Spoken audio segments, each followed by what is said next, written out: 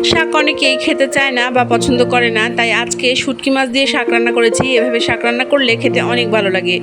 আসসালামু আলাইকুম বন্ধুরা, আমি সিরাজুম মনিরা আজকে আবারও চলে এসেছি আপনাদের সাথে অনেক গল্প করব, আর সাথে থাকবে একটা খুব মজাদার রেসিপি। প্রথমে আমি শুটকি মাছগুলো ভালোভাবে ধুয়ে নিয়েছি। অবশ্যই হালকা গরম পানি দিয়ে শুটকি মাছগুলো ধুয়ে নিতে হবে। প্যানে দিয়ে দিয়েছি বেশ খানিকটা সয়াবিন তেল এবং তাতে দিয়ে দিলাম রসুন কুচি। রসুনগুলো ব্রাউন হয়ে আসা পর্যন্ত অপেক্ষা করব। শুটকি মাছ দিয়ে শাক রান্না করলে অনেকে শাক আগে সেদ্ধ করে নেয়, তবে আমি তা করিনি। আমি এভাবে রান্না করেছি যাতে শাকটা এবং শুটকিটা একসাথেই সেদ্ধ হবে এবং রান্না হবে, তাতে ফ্লেভারটা খুব ভালোভাবে শাকের সাথে ছড়িয়ে যায়। এখন দিয়ে দিলাম এক মুঠ খানিক পেঁয়াজ এবং 2 থেকে 3টা কাঁচামরিচ। পেঁয়াজ ও মরিচ হালকা একটু ভাজা ভাজা হলে এর সাথে দিয়ে দিব অল্প সামান্য জিরা বাটা এবং ধুয়ে রাখা শুটকি মাছগুলো। তারপরে দিয়ে দিব লবণ। লবণটা অবশ্যই শাকের সাথে পরিমাণ মতো দিতে হবে এবং তারপরে দিয়ে দিব আদা ও রসুন বাটা। তারপরে সব মশলাগুলো একসাথে খুব ভালোভাবে কষিয়ে নিব। শাকে হলুদ দিতে হয় না, তাই আমি হলুদ দিইনি। আপনারা চাইলে অল্প সামান্য হলুদ দিতে পারেন, তবে আমার কাছে মনে হয় এর সাথে হলুদ দিলে বেশি বেশি গন্ধ লাগবে এবং খেতে ভালো লাগবে না।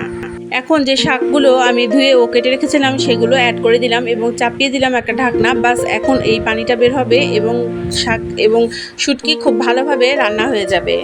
দেখতেই পাচ্ছেন শাকগুলো একদম নরম হয়ে এসেছে এবং এর থেকে পানি বের হয়ে এসেছে। আমি কিন্তু অন্য কোনো পানি এর সাথে অ্যাড করিনি, বরঞ্চ শাকে যে পানি বের হবে সেটা দিয়েই এই রান্নাটা হয়ে যাবে।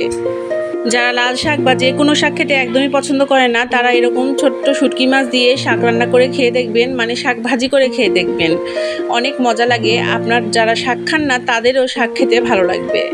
সাদা গরম ভাতে এরকম একটা শাক ভাজি হলে আর সাথে কিছুই লাগে না। আমার তো এরকম শাক ভাজি খেতে অনেক মজা লাগে। আপনারা কি কেউ এর আগে শুটকি মাছ ও শাক একসাথে রান্না করে খেয়েছেন? আমাকে অবশ্যই কমেন্টে জানাবেন। আমিও যখন প্রথম শুটকি মাছ লাল শাক দিয়ে রান্না করা খেয়ে দেখেছি, আমার কাছে মনে হয়েছে অনেক ভালো লেগেছে। প্রথম তো আমি এই কম্বিনেশনটা জানতাম না, কিন্তু যখন থেকে এই কম্বিনেশনটা শিখেছি তারপর থেকে লাল শাক চেষ্টা করি এইভাবে ছোটো শুটকি দিয়ে রান্না করার। আজকের এই ইজি এবং মজাদার রেসিপিটি আপনাদের কেমন লাগলো অবশ্যই আমাকে কমেন্টে জানাবেন। আর আমি এখন সাদা ভাত রান্না করব এবং তারপরে সাদা ভাত দিয়ে এই শাকটা খাবো। লাল শাক ভাজিটা আর একটুখানি পানি আছে, এই পানিটুকু শুকিয়ে নিলেই আমার ভাজিটা একদম রান্না হয়ে যাবে।